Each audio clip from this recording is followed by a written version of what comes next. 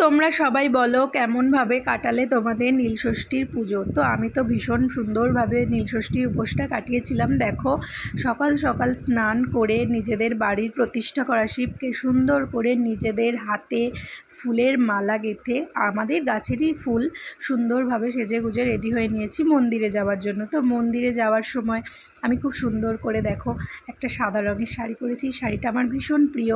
তো দেখো আমি রেডি হয়ে গেছি, এবার আমি বাইকে করে যাব মন্দিরে, কারণ অনেকটাই রোদ্দুর ছিল। তাই আমি আমার হাজব্যান্ডকে বললাম আমাকে একটু মন্দিরে দিয়ে এসো, এই রোদ্দুরের মধ্যে আর একা একা হেঁটে যেতে ইচ্ছা করছে না। তো যাই হোক, ও বলা মাত্রই সাথে সাথে আমাকে মন্দিরে দিয়ে আসতে শুরু করে দিল। তো এখানে দেখো আমি আমার বান্ধবী, বোন, যাই বলো না কেন, আমি ওদের বাড়িতে চলে এসেছি, কারণ মন্দিরটা ওদের বাড়ির পাশে। তাই ওর সঙ্গে যাব বলে আমি একসঙ্গে দুজনে মিলে আমরা বেরিয়ে পড়লাম মন্দিরে যাওয়ার উদ্দেশ্যে। আমরা যখন মন্দিরে পুজো দিতে যাই তখন চেষ্টা করি দুজনে সবসময় একসঙ্গেই যাবার। তো যাই হোক, এখানে দেখো আমরা চলে এসেছি মন্দিরে পুজো দেওয়ার জন্য। আর এই যে আমাদের ছোট্ট পেখম রানী, ও আমাদের সঙ্গে শিবের মাথায় জল ঢালবে বলে চলে এসেছে। তো আমরা এখানে মন্দিরে পুজো দেব লাইন দিয়ে দাঁড়িয়েছিলাম অনেকক্ষণ। তারপরে যখন আমরা চলে এলাম তখন আমাদের পেখম রানীর মাথায় একটা জোরে ঠোকা লেগে গেছে।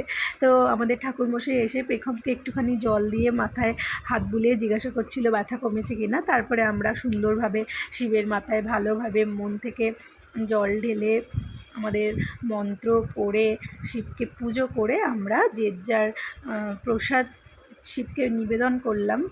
আর আরেকটা কথা তোমাদের বলি, এই মন্দিরে পুজো দিতে আমার এতই ভালো লাগে, তার কারণ হলো একটাই, এখানে যিনি ঠাকুরমশাই এত সুন্দর করে আমাদের পুজো দেওয়ায় যে আমার এখানে আসতে ভীষণই ভালো লাগে।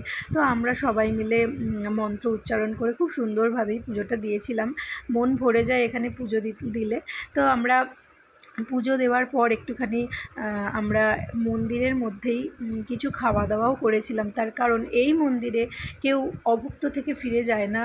এখানে খুব সুন্দর আয়োজন করেছিল। প্রথমেই আমাদেরকে উপোস ভাঙানো হলো, তারপর আমরা একটু শরবত খেয়েছিলাম। আমার শরবত খেতে এতই ভালো লাগে যে আমি আর নিজেকে ধরে রাখতে পারিনি, কারণ এতক্ষণ ধরে উপোস করে আমার প্রচণ্ড জল তেষ্টা পেয়েছিল। তো আমরা অনেকটা শরবত খেয়েছিলাম, একদম ঠান্ডা ঠান্ডা শরবত।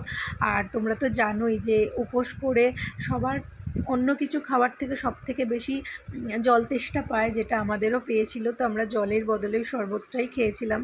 তো দেখো এখানে ভিডিওটা এতটাই বড় হয়ে গেছে যে আমি ঠিক মতন এডিট করতে পারিনি, সেই জন্য এই লং ভিডিওটা অনেকটাই তোমাদের দেখতে হচ্ছে। তো যাই হোক, তোমরা দেখো কত সুন্দর করে মন্দিরে শিবটাকে সাজানো হয়েছে। আর এখান থেকে আমরা অনেক রকমের ফল, ঠাকুরের যেখানে পুজো দেওয়া ফল ছিল সেই ফল কিন্তু আমরা নিজেরাও বাড়ির জন্য, বাচ্চাদের জন্য নিয়ে নিয়েছিলাম। আর এই নীলষষ্ঠীটা তো করা হয় বাচ্চাদেরই জন্য। তো তারপর পুজো দেওয়া যখন কমপ্লিট হয়ে গেল তখন ঠাকুরমশাই বলেছিল যে তোমরা বাইরে গিয়ে বাচ্চাদের নামে, নিজেদের সন্তানদের নামে মোমবাতি জ্বেলে দাও। আর এটা অ্যাকচুয়ালি সন্ধেবেলা জ্বাললে বেশি ভালো হয়, কিন্তু আমরা দিনের বেলা যেহেতু জল ঢালতে গেছিলাম সেই জন্য আমরা দিনের বেলায় জলটা ঢেলেছিলাম।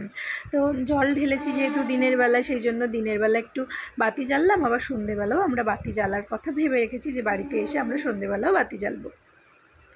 তো এত সুন্দরভাবে মানে পুজো দিতে পেরে নিজের মনের যে একটা শান্তি, সেটা কিন্তু সত্যিই আমরা বুঝতে পেরেছিলাম, কারণ এখানে এলে এই শান্তিটা আমরা সত্যিই সবসময় পেয়ে থাকি। দেখো এখানে প্রচুর এখনও লাইন পড়ে রয়েছে। আমরা তো পুজো দিয়ে বেরিয়ে এলাম, তারপরেই আমরা এখানে চলে এসেছি।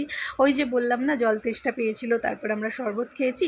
তো দেখো এখানে কিন্তু অনেকটা পুজোর প্রসাদেরও আয়োজন করেছে, মানে সাবু মাখা। তারপরে আমরা চলে এলাম মোমবাতি জ্বালতে। আর এই যে দেখো সেই শরবতের ভিডিও, যেটা তোমাদের বলেছি অনেক আগে, কিন্তু দেখাচ্ছি এখন। আমরা কিন্তু জল না খেয়ে শরবত খেয়ে আমাদের তৃপ্তি নিবারণ করেছিলাম। আর এইখানে দেখো সাবু মাখা দিচ্ছে, তার সাথে কিন্তু ফল কেটে আমাদেরকে দিচ্ছে। আর আমরা এই ফল খেয়ে কিন্তু আমাদের উপোসটা ভেঙেছিলাম। আর আমাদের এতটাই ভালো লেগেছিল যে আমরা আর মানে কি বলবো, বাড়ি থেকে কিছুই খাইনি। তারপরে সন্ধ্যেবেলা দেখো আমি আমার বাপের বাড়ি আসবো বলে রেডি হয়ে বেরিয়ে পড়েছি। আর এই যে দেখো লঞ্চ পার হয়ে আমরা চলে এসেছি আমাদের গন্তব্যস্থলে।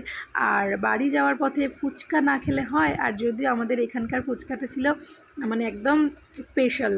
আর যেহেতু নিরামিষ ছিল তাই আমি খেয়েছিলাম, কারণ আমার ভীষণ খেতে ইচ্ছা করছিল। আর আত্মাকে কষ্ট দিয়ে আমি জানি কোনো কিছু করতে নেই।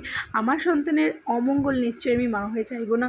তাই সবাই অনেকে ভাবতে পারে নীলষষ্ঠীর দিন উপোস করে আবার ফুচকা খেয়েছো। তো আমি আগেই বলে দিলাম হ্যাঁ আমি খেয়েছি। তার কারণ হলো আমার আত্মা চেয়েছে আমি একটু ফুচকা খাবো, তো আমি খেয়ে নিয়েছি। আর যেখানে আত্মার ব্যাপার সেখানে তো বুঝতেই পারছো। আর আমার মেয়ে খাচ্ছিল আইসক্রিম, কারণ ও ফুচকা খেতে অতটা পছন্দ করে না।